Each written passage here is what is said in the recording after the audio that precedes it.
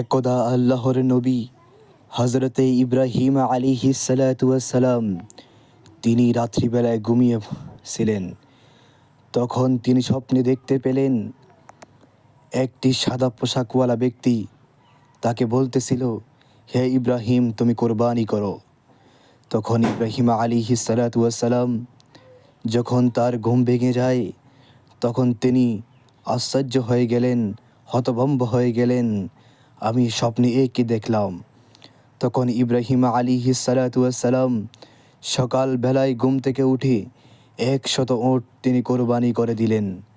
পরের দিন যখন তিনি আবার ঘুমিয়ে পড়লেন, তখন ইব্রাহিম আলাইহিস সালাতু ওয়াস সালাম আবার স্বপ্নে দেখতে পেলেন তাকে আবার ওই ব্যক্তি আগের রাত্রির মতো এসে বলতেছিল, হে ইব্রাহিম, তুমি কোরবানি করো।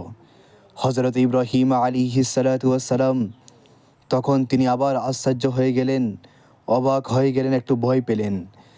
পরের দিন তিনি ইব্রাহিম আলাইহিস সালাতু ওয়াস সালাম আবার 100 উট কোরবানি করে দিলেন। কোরবানি করে দেওয়ার পর তিনি যখন আগের 2 দিনের ন্যায় আবার তৃতীয় দিন ঘুমিয়ে পড়েছিলেন, তখন তিনি আবার স্বপ্নে দেখতে পেলেন ওই ব্যক্তি আবার এসে তাকে বলতেছিল, হে ইব্রাহিম, তুমি তোমার প্রিয় বস্তুটিকে কোরবানি করো। তখন ইব্রাহিম আলাইহিস সালাতু ওয়াস সালাম কী করবে তিনি বুঝতে পারতেছিল না। তখন তিনি চিন্তিত হয়ে গেলেন।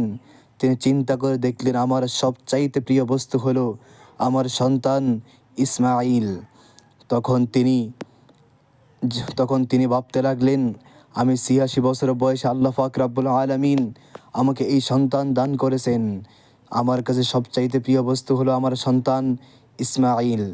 তখন তিনি তাকে ইসমাঈলকে বললেন, বাবা, আমি 3 দিন স্বপ্নে দেখেছি আল্লাহ পাক রব্বুল আলামিনের পক্ষ থেকে নির্দেশ এসেছে আমি যেন আমার সবচাইতে প্রিয় বস্তু কোরবানি করি। তখন ইব্রাহিম আলাইহিস সালাতু ওয়াস সালাম বললেন, আমার সবচাইতে প্রিয় বস্তু হলো বাবা তুমি। তখন ইসমাঈল আলাইহিস সালাতু ওয়াস সালাম বললেন, বাবা, আল্লাহ পাক রব্বুল আলামিন যদি আপনাকে স্বপ্নে দেখায় সবচাইতে প্রিয় বস্তু কোরবানি করার জন্য, তাহলে আমি এখানে কোনো দ্বিমত নেই। আল্লাহ পাকের রাজি খুশি আমার সন্তুষ্ট, আল্লাহ পাকের খুশি আমার খুশি। তখন ইব্রাহিম আলাইহিস সালাতু ওয়াস সালাম তার মা হাজরা আলাইহিস সালাতু ওয়াস সালামকে বললেন, হাজরা, শোনো, আমি আমাদের সন্তানকে একটি জিয়াবতে নিয়ে যাব। বিশাল বড় মেজবান আয়োজন রয়েছে, তুমি আমাদের সন্তানকে সুন্দর করে সাজিয়ে দাও। যখন হাজরা আলাইহিস সালাতু ওয়াস সালাম ইসমাঈল আলাইহিস সালাতু ওয়াস সালামকে সাজিয়ে দিলেন, যখন তিনি ইসমাঈলকে নিয়ে ওই জবাইয়ের প্রান্তে যাইতেছিলেন, ইতিমধ্যে শয়তান বাধা হয়ে দাঁড়িয়ে গেল। তখন ইসমাঈল আলাইহিস সালাতু ওয়াস সালাম বললেন, শয়তান, তুমি আমাকে যত বাধা দাও না কেন, আল্লাহ পাকের রাজি খুশি আমার রাজি খুশি। আল্লাহ পাক যদি এই কোরবানির মধ্যে সন্তুষ্ট থাকেন, আমি ইসমাঈল এই কোরবানি হওয়ার জন্য আমি প্রস্তুত। তখন ইসমাঈল আলাইহিস সালাতু ওয়াস সালাম এবং ইব্রাহিম আলাইহিস সালাতু ওয়াস সালাম ওই শয়তানকে পাথর কঙ্কর নিক্ষেপ করলেন। যখন তারা ওই জবাইয়ের স্থানে চলে গেলেন, তখন ইসমাঈল আলাইহিস সালাতু ওয়াস সালাম তার বাবার কাছে 4টি শর্ত আরোপিত করলেন। 1 নম্বর শর্ত হলো, বাবা, আপনি আপনার 2টি চোখ বন্ধ বেঁধে ফেলুন। দ্বিতীয় শর্ত হলো, বাবা, আপনি আমার হাতগুলো বেঁধে ফেলবেন। তৃতীয় শর্ত হলো, বাবা, আপনি আমার এই পাগুলো বেঁধে ফেলবেন। চতুর্থ নাম্বার শর্ত যেটা দিয়েছিলেন ইসমাঈল আলাইহিস সালাতু ওয়াস সালাম, সেটা হলো, বাবা, আপনি আমার এই রক্ত মাখা জামাগুলো আমার মায়ের কাছে দিয়ে দিবেন।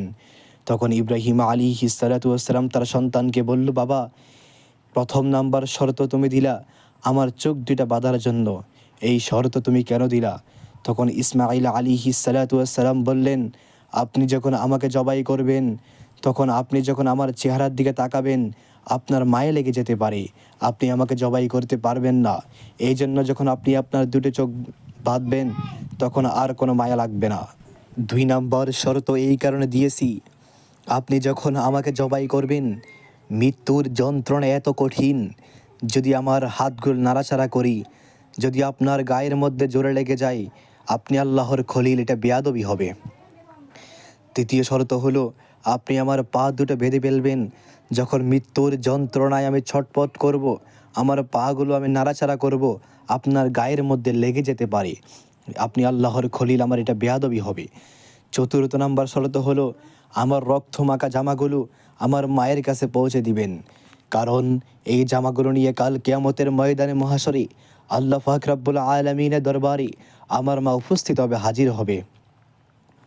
সব শর্তের পরে যখন ইব্রাহিম আলাইহিস সালাতু ওয়াস সালাম তার সন্তানকে জবাই করবে, তখন দেখতে পেল ওই ছুরি দিয়ে ইব্রাহিম আলাইহিস সালাতু ওয়াস সালামের একটি পশম পর্যন্ত কাটা যাচ্ছিল না। আল্লাহ পাক রব্বুল আলামিন ওই ছুরিকে নিষেধ করলো, এই ছুরি তোমার ধার তুমি নিয়ে নাও, তোমার ধার যেন আমার ইসমাইলের একটি পশম পর্যন্ত না কাটে। আল্লাহ পাক রব্বুল আলামিন সঙ্গে সঙ্গে জিব্রাইল আলাইহিস সালাতু ওয়াস সালামকে খবর দিলেন, জিব্রাইল তুমি তাড়াতাড়ি যাও, বেহেশত থেকে একটি দুম্বা নিয়ে আমার ইব্রাহিমের শরীরের নিচে শুইয়ে দাও। তখন জিব্রাইল আলাইহিস সালাতু ওয়াস সালাম এসে একটি দুম্বা যখন শুইয়ে দিলেন, তখন ওই দুম্বাটি জবাই হয়ে গেল। তখন ইব্রাহিম আলাইহিস সালাতু ওয়াস সালাম বললেন, এবার মনে হয় জবাই হয়ে গেছে। তখন চোখ খুলে দেখতে পেলেন তার সন্তান দাঁড়িয়ে রয়েছে। আল্লাহ পাক রব্বুল আলামিন যুগে যুগে প্রত্যেকটি নবী রাসূলকে পরীক্ষা করেছিল।